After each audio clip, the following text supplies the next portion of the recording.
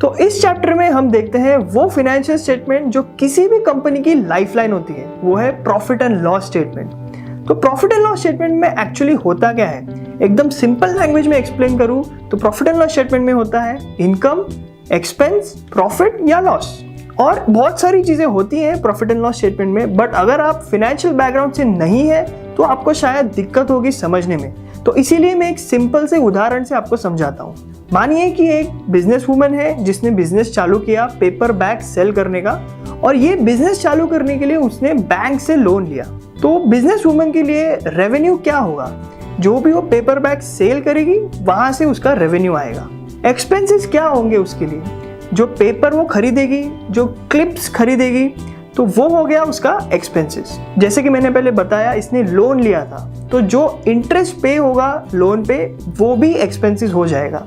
और अगर प्रॉफिट कमाती है तो इस पे टैक्स भी पे करना पड़ेगा। तो ये सारे हो गए इनकम्स, एक्सपेंडिचर। एक्सपेंडिचर को माइनस कीजिए इनकम से, तो वो हो गया आपका नेट प्रॉफिट आफ्टर टैक्स।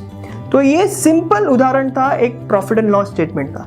तो चलिए अब बढ़ते हैं डाबर के P&L स्टेटमेंट की तरफ। तो आप स्क्रीन पे डाबर की फाइनेंशियल स्टेटमेंट देख सकते हैं, और इसमें आपको देखना क्या है, सबसे पहले आपको देखना है रेवेन्यू फ्रॉम ऑपरेशंस। तो रेवेन्यू फ्रॉम ऑपरेशंस कैलकुलेट करने के लिए आपको कैलकुलेट करना होगा वॉल्यूम इनटू प्राइस पर पीस। वॉल्यूम यानी कि कितने यूनिट्स उन्होंने बेचे, मल्टीप्लाई करना होगा एक यूनिट की कॉस्ट कितनी है, तो वो आप मल्टीप्लाई करेंगे तो आपको मिलेगा रेवेन्यू फ्रॉम ऑपरेशंस। आपको दूसरा एस्पेक्ट होता है अदर ऑपरेटिंग रेवेन्यू, यानी कि नॉन कोर बिजनेस से कितना रेवेन्यू आता है। जैसे कि मैंने पहले एक्सप्लेन किया, आपको कंपनी ओवरव्यू जो एनुअल रिपोर्ट में होता है वहां से आपको कोर बिजनेस का पता चलेगा। वहां से आप देखिए इनका नॉन कोर एक्टिविटीज क्या है। Revenue from operations total revenue, यानी कि आपको देखना है कि क्या ये इंडस्ट्री के हिसाब से ग्रो हो रहा है या नहीं।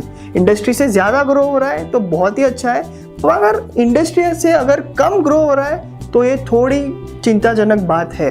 फिर आपको देखना है कॉस्ट ऑफ रॉ मटेरियल्स। अगर कंपनी कुछ मैन्युफैक्चर कर रही है तो रॉ मटेरियल्स तो डेफिनेटली लगेंगे, और डाबर के केस में आयुर्वेदिक प्रोडक्ट्स है तो आयुर्वेदिक प्रोडक्ट्स के लिए जो रॉ मटेरियल्स लगते हैं वो आप देख सकते हैं इनके फाइनेंशियल स्टेटमेंट्स में।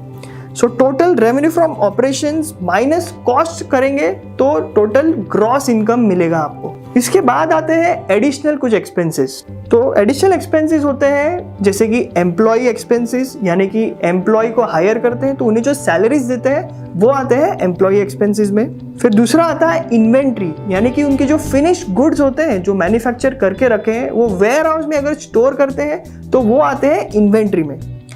तीसरा हो जाता है फाइनेंस कॉस्ट। जैसा कि मैंने पहले एग्जांपल में बताया, अगर किसी ने लोन लेके बिजनेस स्टार्ट किया तो उस पर इंटरेस्ट पे करना पड़ता है, तो वो आ जाता है फाइनेंस कॉस्ट में।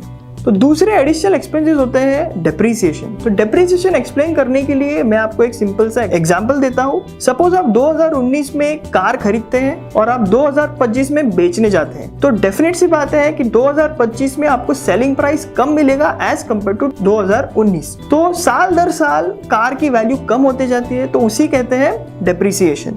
दूसरा है एमोर्टाइजेशन। तो जैसे डेप्रीसिएशन टैंजिबल एसेट्स, यानी कि जो एसेट्स हम देख सकते हैं, टच कर सकते हैं, उनकी वैल्यू कम करता है। एमोर्टाइजेशन हम जिस एसेट्स को देख नहीं सकते उन एसेट्स की वैल्यू कम करता है।